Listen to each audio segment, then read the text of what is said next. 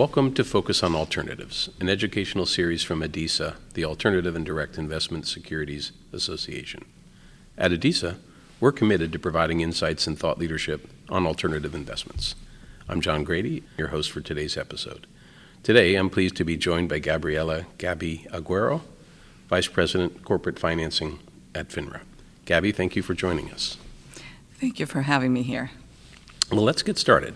Why don't we start, if you wouldn't mind, with a discussion of your role within FINRA?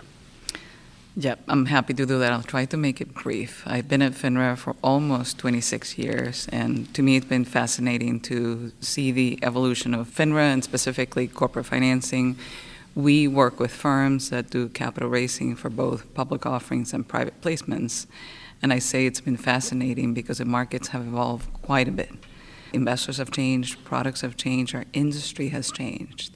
So that's a fascinating piece that keeps evolving. Well, we're grateful that you've come to our spring conference and you were a fixture in front of yesterday's Broker-Dealer Advisory Council.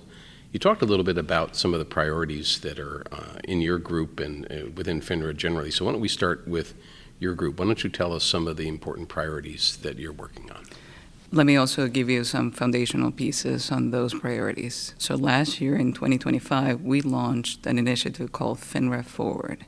It is not an initiative that will have a beginning and an end. It will continue because it is designed to promote our collaboration with the industry so that we can evolve together, we can understand our firms and the challenges and the needs differently. So it's really important because it is founded on our engagement and collaboration. So having been here at ADISA, I think it allows us to do that, to talk to you and talk to firms and talk to the stakeholders that make up a significant part of the capital raising in this space, which is so significant and important. Are there areas where FINRA Forward is going to concentrate? Is it rulemaking? Is it another part of the member experience? Where would you say FINRA Forward might touch members most directly? Yeah, so there are three cornerstones of FINRA Forward. We are committed to modernizing oversight, and that means evolving our rules, providing guidance, and also processes to really have streamlined requirements to facilitate what firms do, to really support firms and remove what we call unnecessary burdens and also costs associated with those burdens. The second cornerstone that we really want to emphasize, and there are other parts of FINRA that are committed to doing this as well, is really empowering firm compliance. How can we support our firms comply, differently? We recognize that firms are unique in every way, so we need to support them, and for that we need to engage together. And the third pillar of that is supporting resilience. How do we help firms expand, for example, cybersecurity and fraud prevention activities that really support their business and help them stay resilient through some of the challenges that we're facing outside of our group here? Well, I think member firms are excited to contemplate having an open dialogue with an organization that's also a regulator, and not just a regulator, but also one that's trying to help them advance their businesses. And when you spoke yesterday, you mentioned how firms can access and participate in sort of FINRA's process of these pillars, of these initiatives more generally. Can you touch on what some of the ways that firms can engage with you or with your organization? Yes. It's actually such a significant question, and I've received this question during the conference. So we can start in any form that firms feel comfortable. We also recognize that as a regulator, it may not be so inviting to come in and approach us. So we can start with simply a request to meet, or we can start with a comment letter. I'm certainly very open, and everyone in corporate financing is, to meet and sort of understand where the needs are, what may be a need. And firms also, we want to try to tailor this to the needs, right? Sometimes it starts with a compliance question, but there may be something beyond that. So to start the dialogue, whichever way the firm feels more comfortable, it could be also through a regulatory coordinator, because we know that they have a relationship with them as well. And they could invite us, or they could invite other units at FINRA to come in and partner with them.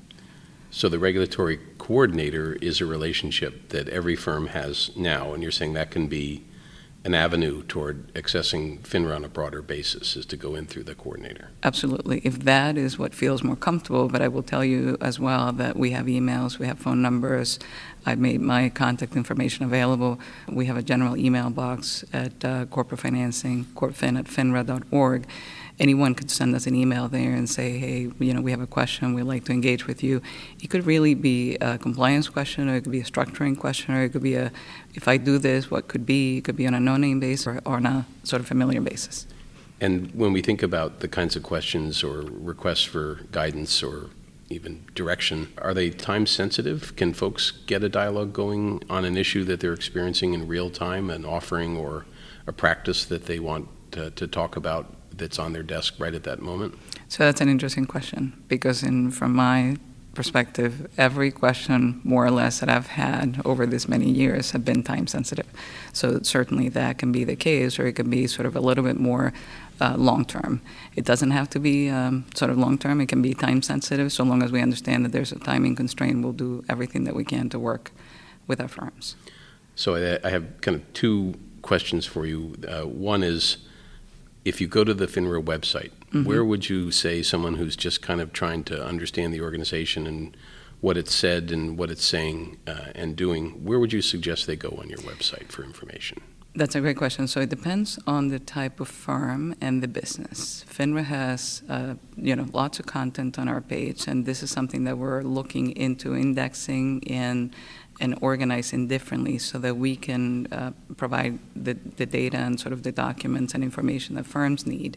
But there's a search page there, and it would start with what is the business that they're in so that they can be tailored to those areas. For example, for corporate financing, if somebody were to type in capital raising, they're going to land on our main page, which we did revise last year in 2025, and we're looking to do more revisions there to bring information for those firms that do capital raising differently and simplified. So the second question, when you come to an event like the one we're having now, and again, thank you for taking the time to do this and come in person and speak to our members, but what's your goal? What do you see achieving by coming here and having the conversations? What would you say are the things on your list that you want to achieve by having come here? So the primary goal that I have, and I have this goal here and I have this goal when I go back, is to really learn. And to learn, I have to listen. And to listen, I have to engage and find a way to make those relationships. We are sincerely trying to understand what are the pain points, and so have invited a number of firms and a number of folks here that have experiences with us to come back and tell us, even if the pain points are outside of CorpFin, where can we help? How can we support them? We have the same objectives, John, in mind as ADISA has and other stakeholders have. We want to support capital formation. We want to support our firms. We understand that folks have business plans, and those business plans do change. I mean, let's look at the world, right? Things change sometimes, not daily, but hourly. So what can we do better? And my personal goal is to really learn so that we can adapt, so that we can support our firms. Well, we appreciate you taking the time, as I said, to be here, not just for the session with our broker-dealer members, but you're also in our legislative and regulatory session that we're having tomorrow. So we really appreciate the effort and FINRA's support for your being here. I think we talked about yesterday during the so-called BDAC, the idea that there's other parts of FINRA that might find itself or find themselves here and able to engage with members similarly, whether it's advertising or other parts of the organization. We're in Washington, D.C. for our next event, so we're actually hoping to maybe broaden our invitation list.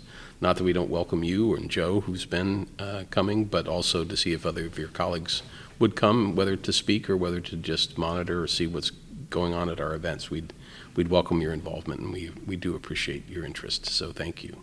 And I know I say this with certainty. I know we welcome attending as well, because we also learn. We get to know you and the members of ADISA, and we understand better how the business is transforming, how you're serving investors, how you're working with sponsors and others to create product.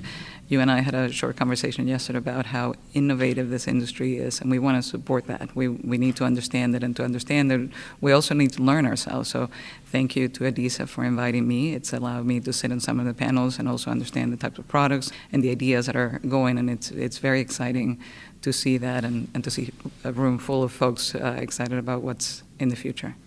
Well, thank you, Gabby. We really appreciate both your coming and the attitude that you bring towards your visit here. So on behalf of all of ADISA, I appreciate your time today, your time throughout this week.